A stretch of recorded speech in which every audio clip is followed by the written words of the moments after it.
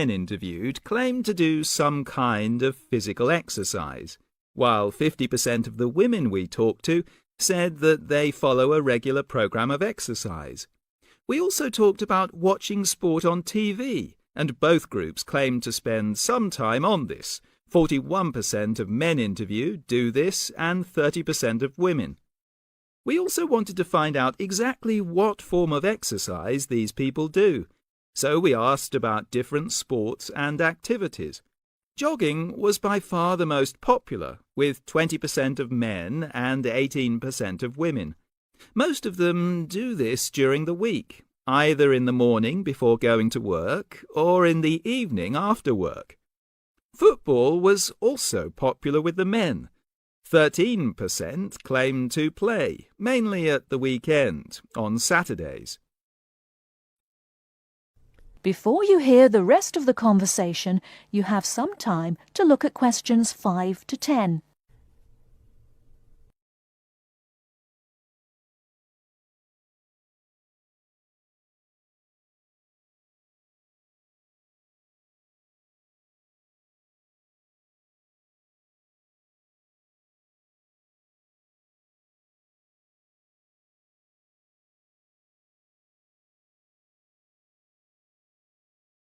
Now listen and answer questions 5 to 10. Not surprisingly, none of the women claimed to play. Cricket was another popular sport among the men, with 19% claiming to play. Again, no women mentioned this sport. A lot of people also said they took some form of exercise other than these team sports. 80% of men and 90% of women said they regularly walked as a form of exercise, either as part of their daily routine to get to work or at the weekends in their spare time. Athletics was also mentioned, but not by many. Only 10% of men said they did this. None of the women we spoke to mentioned it at all. Dancing was also mentioned as a form of exercise. 3% of men and women mentioned this, and also yoga. 5% of women said they did this regularly, and 2% of men. Finally, a small number of people included gardening as a form of exercise. 11% of men said they did this, and 13% of women. That is the end of part 1. You now have half a minute to check your answers.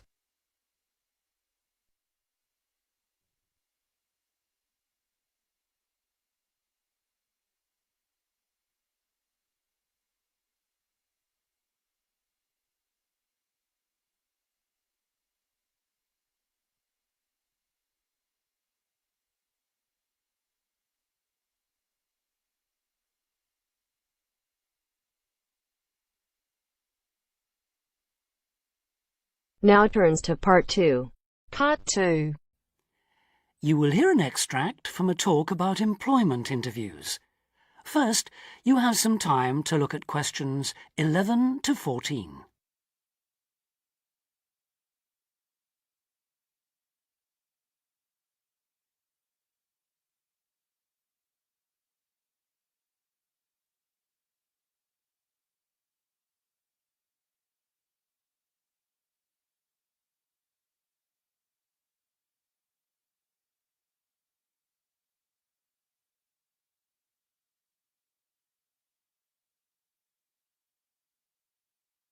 Now listen carefully and answer questions 11 to 14.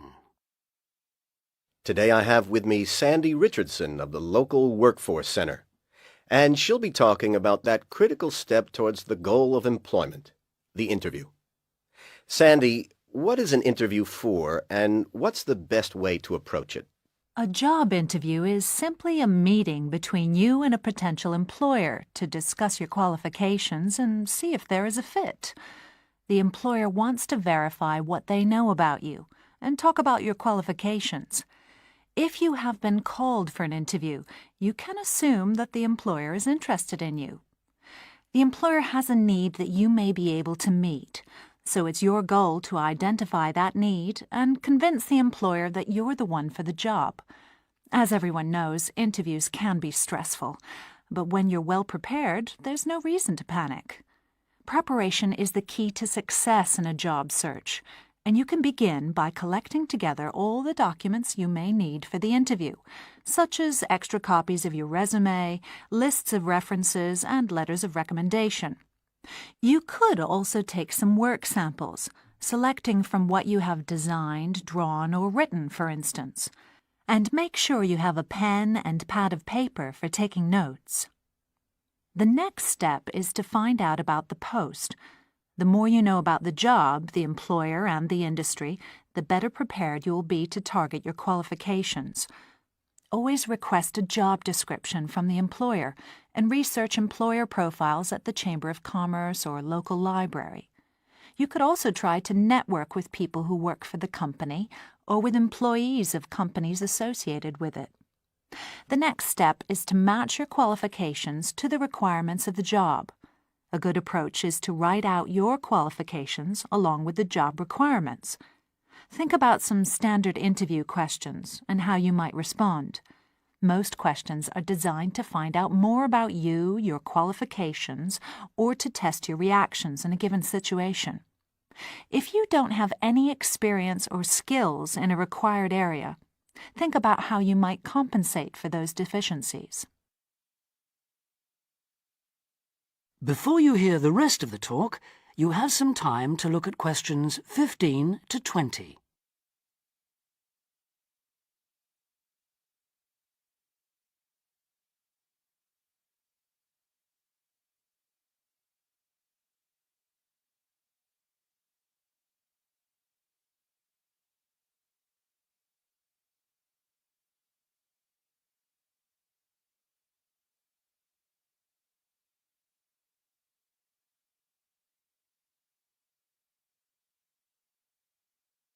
Now listen and answer questions 15 to 20.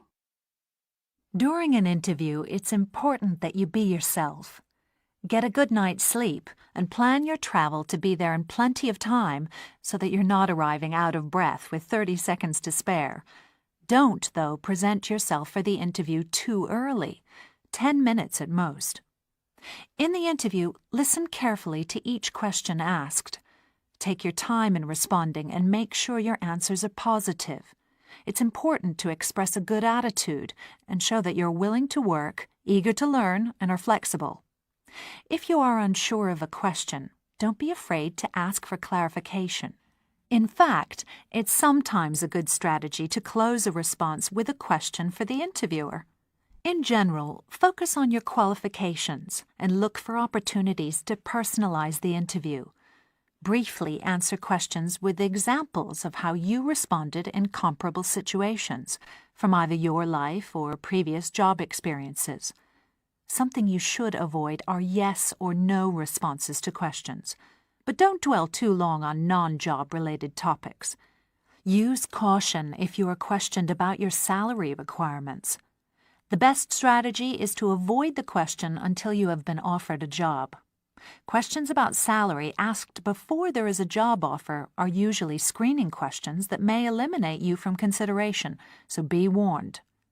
On the other hand, it isn't inappropriate to show your enthusiasm if your first impressions of the interview and of the employer are good ones. So, if the job sounds like what you are looking for, say so. Keep in mind that the interview is not over when you are asked if you have any questions. Come prepared to ask a couple of specific questions that again show your knowledge and interest in the job. Close the interview in the same friendly, positive manner in which you started. When the interview is over, leave promptly. Don't overstay your time. Think about the interview and learn from the experience. Evaluate the success and failures. The more you learn from the interview, the easier the next one will become. You'll become much more confident. To close, here are a few more tips. First, maintain good eye contact throughout the interview and be aware of nonverbal body language. Second, dress a step above what you would wear on the job. Go to the hairdressers, have a shave, etc. Remember that your appearance is a key indicator of whether you have the right attitude. so it can pay to give some thought to how you look. And finally, don't be a clock watcher. That is the end of part 2. You now have half a minute to check your answers.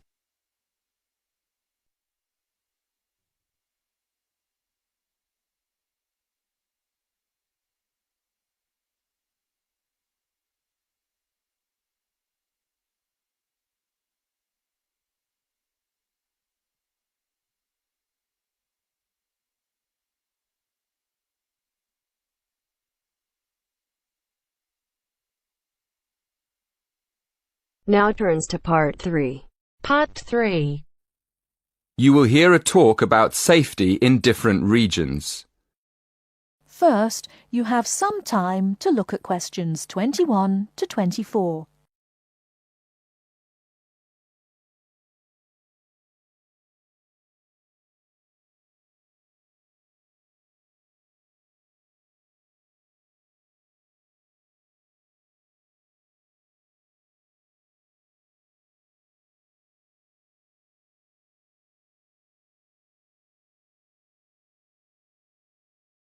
Now, listen carefully and answer questions 21 to 24. Good evening, everyone. It's great to be here to talk to you about staying safe on holiday. Before I came this evening, I did a little research on where students like to go for their holidays and came up with 2 different regions, Latin America and India. So, I've been looking at the crime figures for both areas, and I thought I'd start by talking a bit about that. Then I'll give you some advice about how to avoid becoming a victim of crime. Okay, first of all, let's look at what kinds of crime are committed most in different regions. Okay, I'll start with India. Generally, India isn't thought of as a dangerous place for individuals, but there has been an increase in handbag theft in recent years. So keep an eye on your bag when you're out in the street. Right. Now, let's look at Latin America.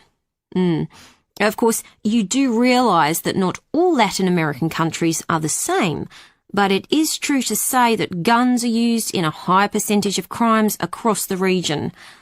Looking at the figures, it seems that gun crime is a serious problem throughout. Before you hear the rest of the talk, you have some time to look at questions 25 to 30.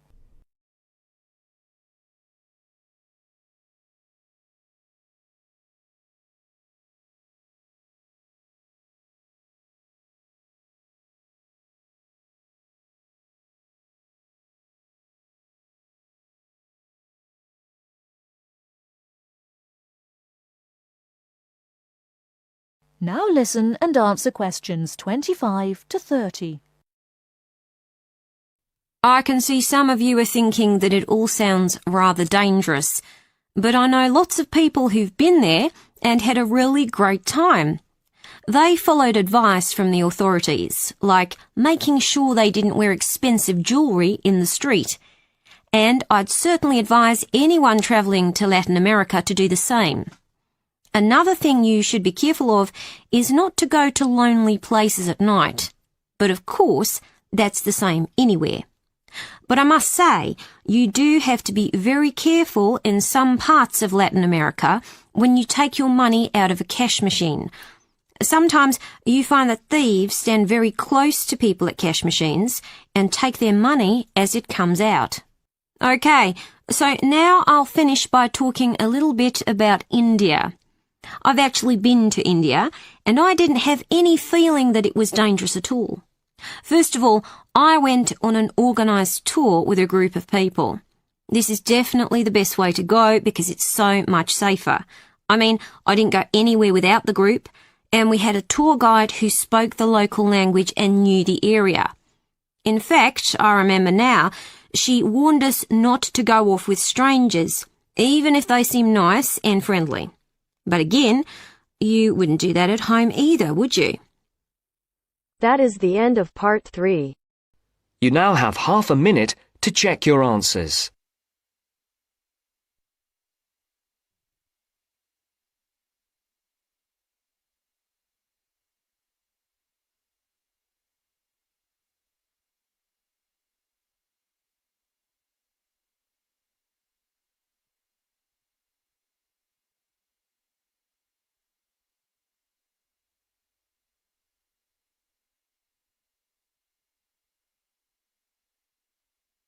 Now turns to Part 4.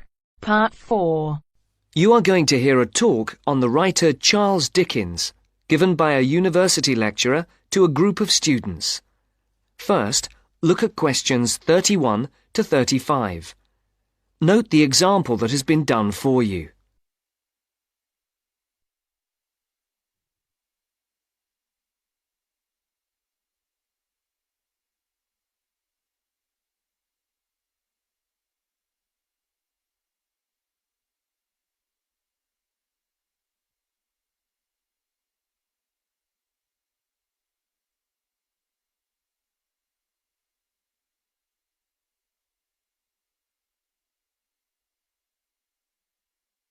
As you listen to the first part of the talk, tick the appropriate box for questions 31 to 35.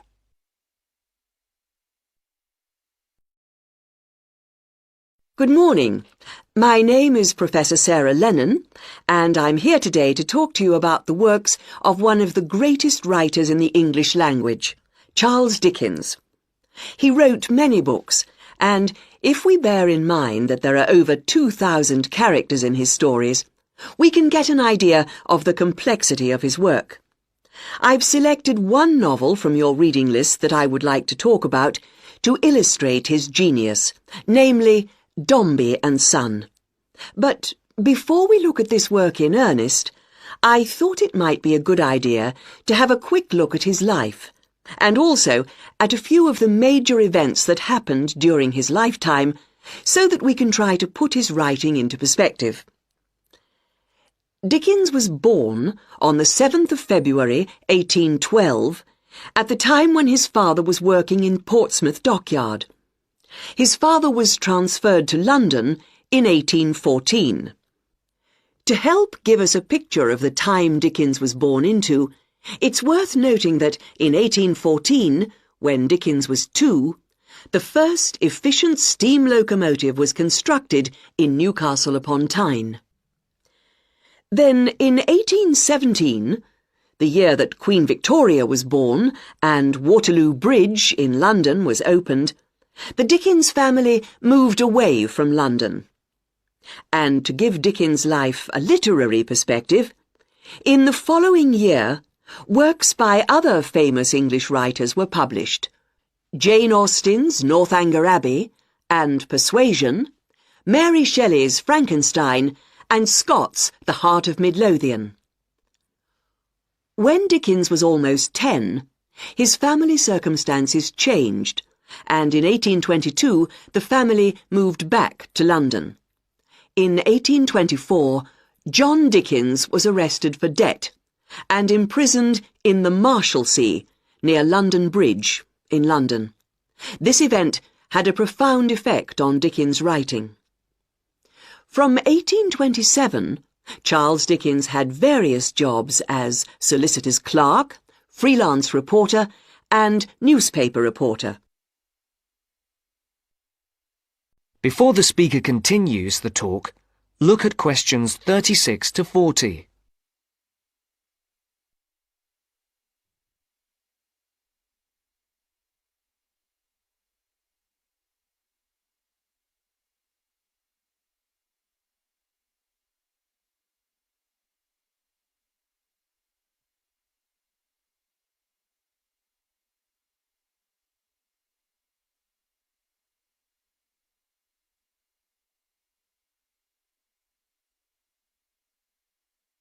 As you listen to the second part of the talk, answer the questions. For questions 36 and 37, circle the correct answer. For questions 38 to 40, write no more than 3 words or a number for each answer. In December 1833, Dickens had his first story, A Dinner at Poplar Wall, published in the Monthly Magazine.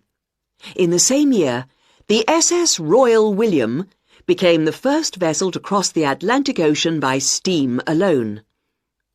In 1836, 2 important events happened. Dickens published the first series of Sketches by Boz, and the publishers, Chapman and Hall, suggested his first novel, the Pickwick Papers. In April of the same year, the second major event took place. Dickens married Catherine Hogarth. And in 1837, the year that Queen Victoria became Queen of England, and Samuel B. Morse developed telegraph, the novel Oliver Twist began publication in Bentley's Miscellany in 24 monthly instalments. You may not be aware that serialization like this was common in Dickens' time. In the subsequent year, that is, in 1838, the serialization of Nicholas Nickleby started and appeared in 20 instalments. Dickens' novel The Old Curiosity Shop began serialization in 1840. This was the year the first postage stamp, the penny post, was brought in by Rowland Hill, and the year the first bicycle was produced. The next major publication for Dickens was in 1842, when the first part of Martin Chuzzlewit appeared, and in 1848, Dombey and Son was published. Now, do you have any questions before we go on to look at this work in some depth?